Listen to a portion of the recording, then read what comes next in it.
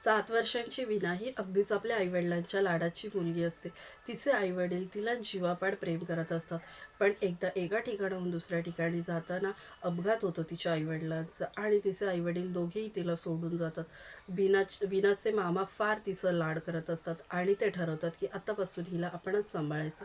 पण तिची मामी फार खास्ट असते. ती तिला अजिबातच समजून घेत नसते. बसता उठता तिला टोमणे देत असते. तिला खाऊ पिऊसुद्धा द्यायची नाही. आणि अशामध्येच बीना कसं कसं करून आपलं शिक्षण पूर्ण करते. बीना ही फार दयाळू आणि गुणी मुलगी असते. ती फक्त घर आणि शाळा एवढंच करत असते.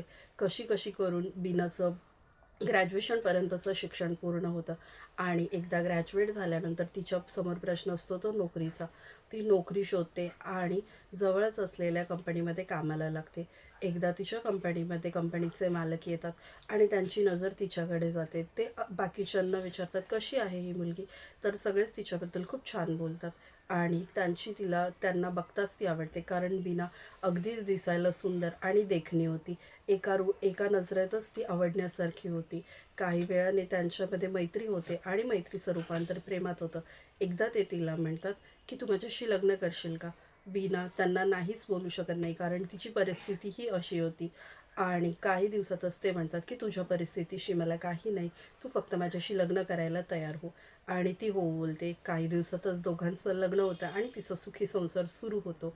याच्यामुळेच आपल्याला असं कळतं की जर आपली नियत चांगली असेल आणि जर आपल्यामध्ये खरेपणा असेल तर परमेश्वर नक्कीच आपल्यासाठी काही ना काहीतरी छान करतो.